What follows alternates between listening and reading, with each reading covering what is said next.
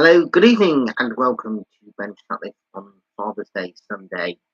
Today is Sunday, June 18th, 2023. I hope everybody is, of course, well and safe. And the weather has been extremely hot over the last few weeks, in particular this week.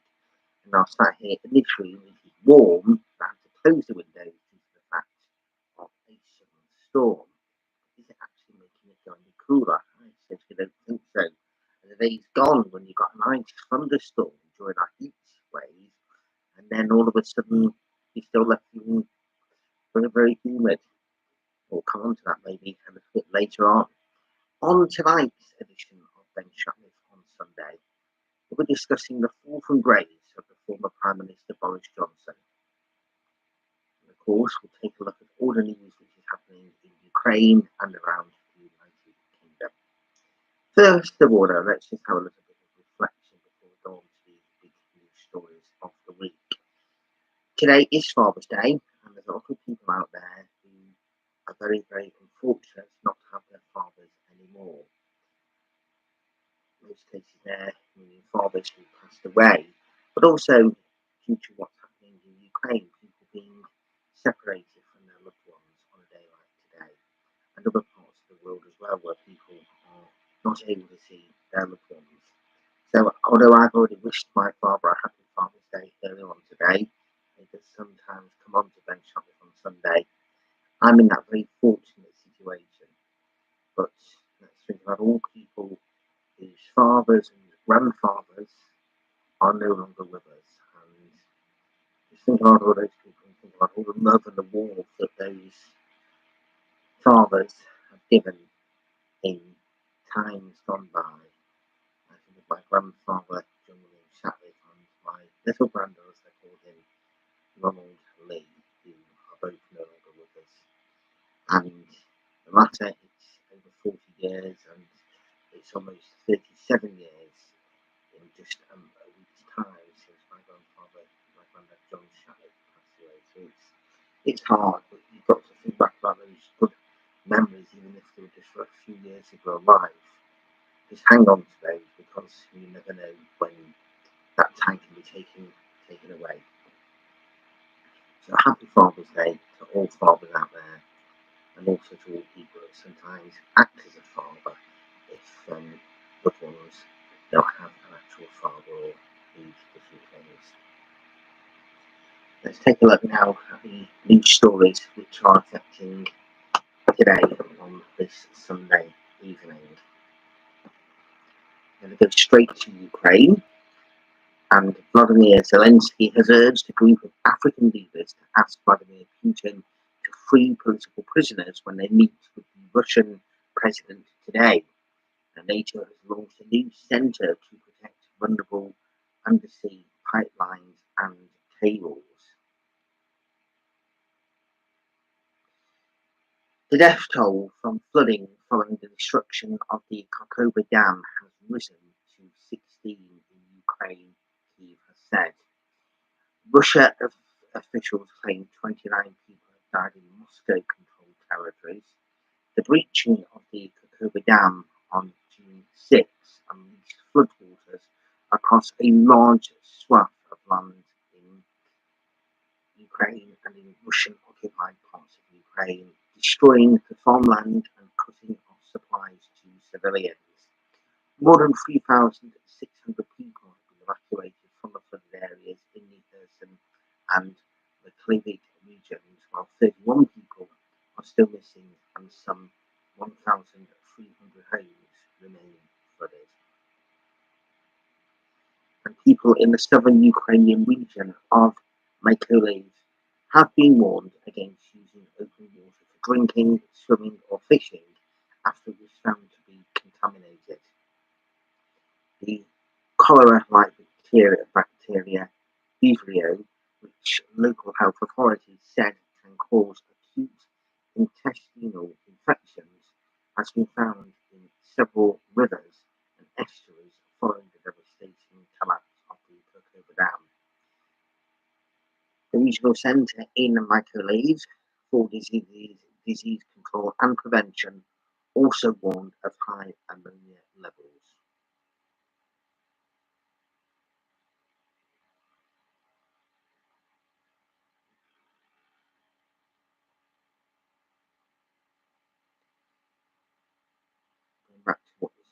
just when I was giving the headlines a few moments ago, and Vladimir Zelensky has urged a group of African leaders to ask Vladimir Putin to free political prisoners. The presidents of Zambia, Senegal, Comoros, South Africa, and Egypt's Prime Minister are there, alongside senior officials from Uganda, and Congo Brazzaville. They're expected to travel to Russia for a meeting with President Putin on Saturday in St. Petersburg. After meeting the delegation, President Zelensky reiterated that peace talks should only be possible when Russia pulls out of occupied areas.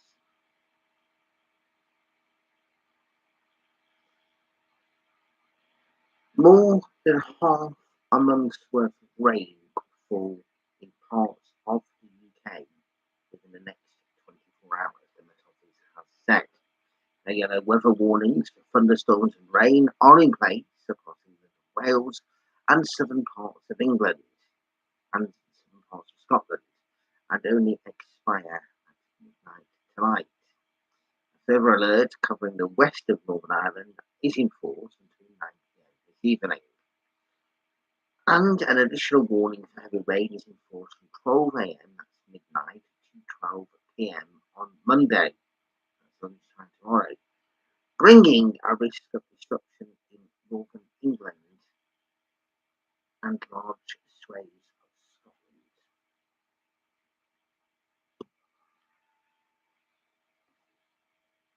Now, a video showing Conservative Party workers at a Christmas party during lockdown in 2020 is terrible and completely out of order, Michael Gove said. The Levelling Up secretary was reacting to the video, which was obtained by the Mirror newspaper, which showed people dancing and drinking at a gathering, ignoring strict social distancing rules imposed by the government at the height of the pandemic. Mr. Gove said the fact that this party went ahead is indefensible. At least 24 people reportedly at the event, which took place at Conservative Party headquarters on December 14th, 2020. And that's how the news is looking on this Sunday evening.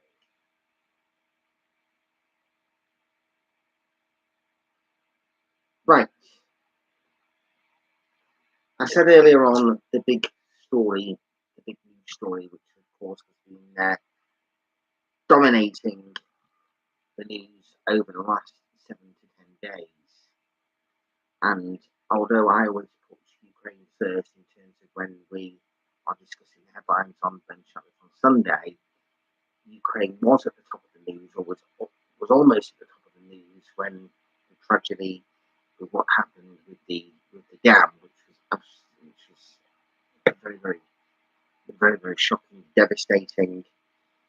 The news was then embroiled by other things that were going on, and then last Friday there was the shock announcement that the Dean Doris MP was standing down with immediate effect, and then not long after, just literally a couple of hours later, the former Prime Minister Boris Johnson announced he was standing down with immediate effect after he got some inside knowledge on how the investigation into Partygate had gone on about whether or not he had or had not lied to Parliament. But of course, he was found completely guilty on all counts, on many, many accounts, that he lied and lied and lied and lied and lied again.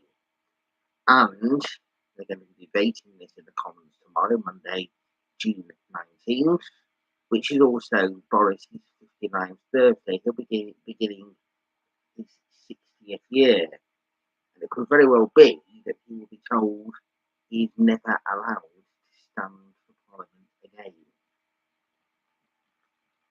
This is a Prime Minister, former Prime Minister, who won the best majority for a Conservative Party since Margaret Thatcher in 1997. So in 1987, when he then won the general election in 2019 with an increased majority, where it went from being in kind of like no real control to a majority of 80. And I remember at the time speaking to a very, very good friend of mine who at the time said to me, this good friend of mine is a Labour supporter, and he said of how it took a Second World War before Labour then became back in power again. Well, within less than 2 years, things were kind of looking a little bit rocky, although you could have had a snap general election in 2021, but certainly by spring 2022, it was looking like the party was definitely over for the Conservatives. Boris Johnson resigned in July. There was a leadership election, and then Liz Truss became Prime Minister on Tuesday, September 6th, and that lasted just a matter of weeks. And then Rishi Sunak was Prime Minister by the end of October. Liz Truss the shortest serving Prime Minister on record in the United Kingdom. But it still leaves the Conservatives, as it stands at the moment, being in a situation where if there's a general election tomorrow, it's likely that they are likely to lose the election. Or at least so it may be. Boris Johnson is probably one of the quickest prime ministers in history to fall from grace, although Liz Truss really had much of a chance to fall from grace or even rise to anything. But anyway. But the fact is, though, it gives politics a bad name. It gives people that might be in the middle or thinking which party to vote for. It gives people the chance to start thinking, well, just exactly who are we going to vote for? Do we want the Conservatives to remain in power? Do we want Labour back in power? Or could we try somebody else, but then we might not get the opportunity with them because not many people will vote for them. So then you're stuck with, do we stick with the better the devil we know, or do we then go elsewhere? And it just constantly goes around with a merry-go-round wheel all the time. And this is why a lot of people are saying they should change to go to proportional representation rather than first past the post. And that way then second and third choices get the opportunity to potentially be the ones that win that particular election or that specific seat, etc. So I have to say, I personally wonder though whether or not, okay, there's going to be at least 3, if not 4 by-elections because another Conservative MP due to a scandal has resigned. We'll have to wait and see exactly what does happen. It's expected that all these by-elections, even though the Conservatives in the majority case have a majority of over 20,000, it's expected that that seat will either go to Labour or to the Lib Dems. It's expected that the Conservatives will lose all of these by-elections. It's almost a foregone conclusion. But let's just think about it. Is that likely to definitely happen for all 4, which would be a sheer case of bad luck for the Prime Minister, Rishi Sunak? And is he really likely to not be Prime Minister at the end of the next general election?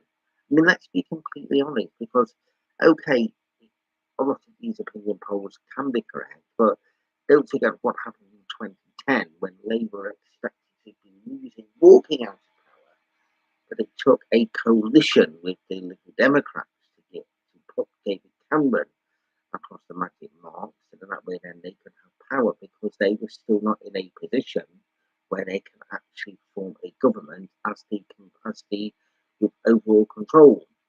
They managed to get past the 326 back in 2015, and then that was taken away again. That's why there had to be an alliance with the DUP when Theresa May called a snap general election in 2017, and of course in 2019 it was a majority of 80, which left everything very, very clear.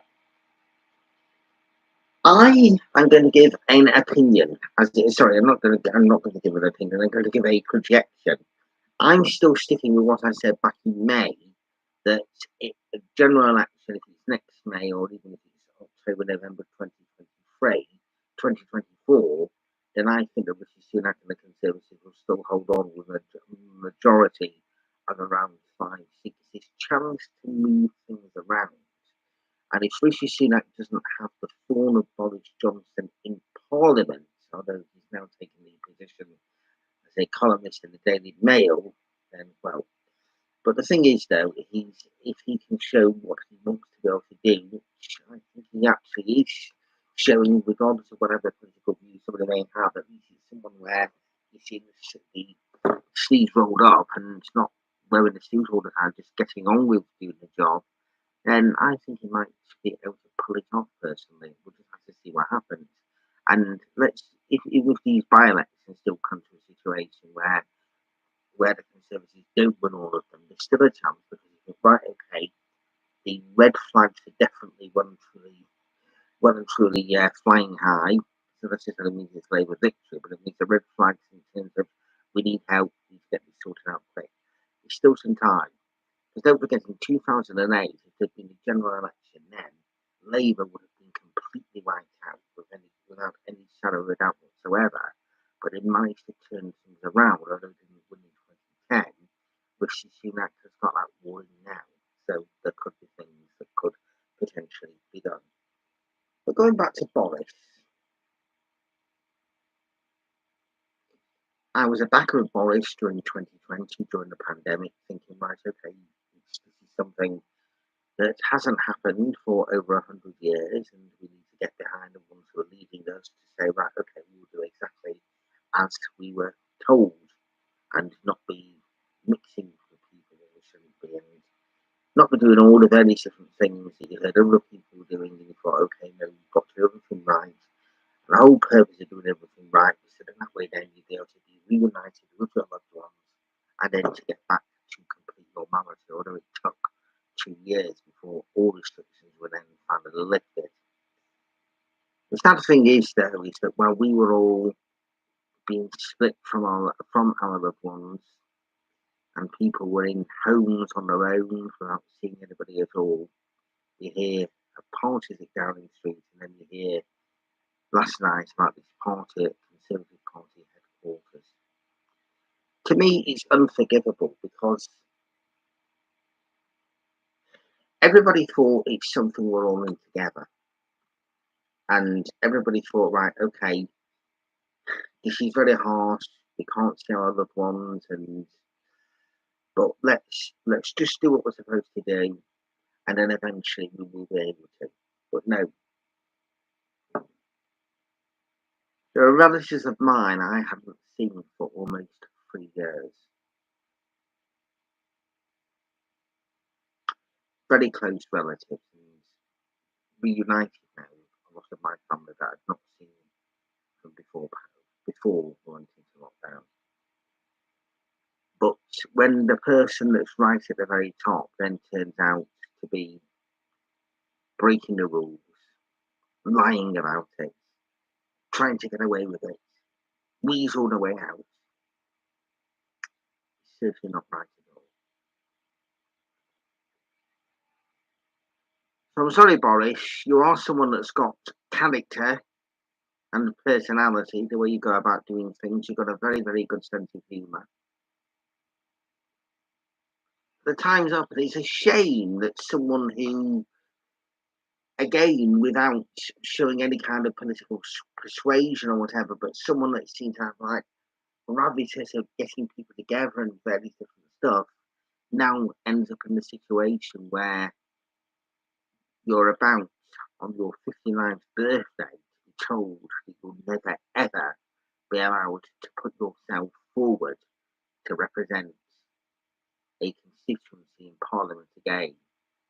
And to me, that is a major fall of grace because that's never ever happened to any Prime Minister, former Prime Minister before. Even Margaret Thatcher that ended up having to go because she wasn't liked by the country as well as by the people in her own party. Didn't get anything like that. And even people that weren't keen on Tony Blair, even he didn't get anything like that. And what a legacy to go from being the one that got the seats that managed to win a majority of 80 to not just being forced out of Downing Street as Prime Minister, but now being told you're not to be allowed to stand again. It's a massive fall from grace. There's also a good tale there. You get the chance to have everything. Weed, Everything else, oh, taken away. Okay. Right, well, we've reached 20 minutes now on Ben Shatliff on Sunday. No other guests on the programme today, as you can tell. I do want to get more guests on, and we do have people which are wanting to come on to Ben Shatliff on Sunday. So it will be a situation going forward now with Ben Shatliff on Sunday when I will try and do a programme each week. Sometimes I do think, well, I want to make sure I've got good content to give, but I'll be taking the laptop and going to different locations. So we'll be recording. Sometimes it will, hopefully will go live. Sometimes it can be pre-recorded and then uploaded later onto YouTube. But I intend to be with you every Sunday at some stage, whether it's in the evening, after I've been to church in the morning or in the afternoon, whatever. But we'll get that summer road show up and running and go to different places. So thank you for being with me this Sunday evening. A couple of little bits of health tips now, just to give to everybody because it is still warm. Keep your windows open. I've obviously closed them now because I was going on air, but make sure you're drinking plenty of water as well, and don't get yourself dehydrated. Just get some fresh water, showers, and various different stuff to keep yourself well and enjoy yourself the very best way that you can. Okay. We'll finish off with what has now become our anthem on this programme. Holy is Your Name. It's an absolutely beautiful hymn. And going back, it was on the night of Eurovision back in May, and I went to the Hidden Gem in Manchester because I knew that we were going to have a ladies' night at the Ukraine Club. I thought rather than go to mass on Sunday morning, probably a bit tired, then I would go to a mass, and I was aiming to get to St Bernadette, but couldn't get there, so I went to the Hidden Gem, and when I saw what hymn, the first one was Holy is Your Name. It's brilliant to be able to sing this beautiful hymn. So for me, once again, happy Father's Day, and we'll see you all again very soon. Goodbye.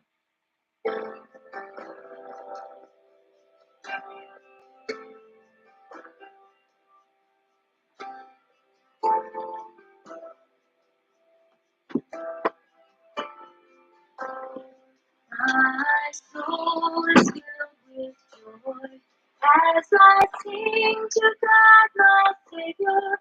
You have looked upon your servant. You have visited your people, and holy is your name. Through all generations, everlasting is your mercy to the people you have chosen, and holy is your name.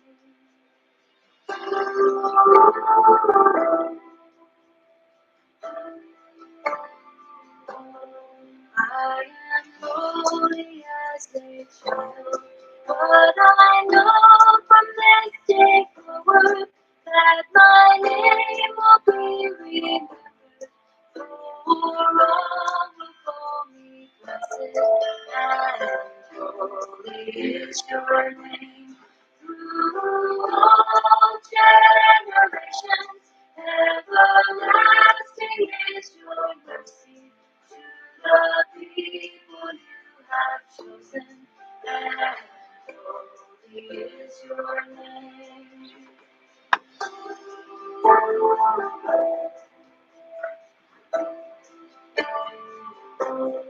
I proclaim the power of God. You do marvels for your servants, though you scatter the brotherhood and destroy the might of princes, and holy is your name. Through all generations, everlasting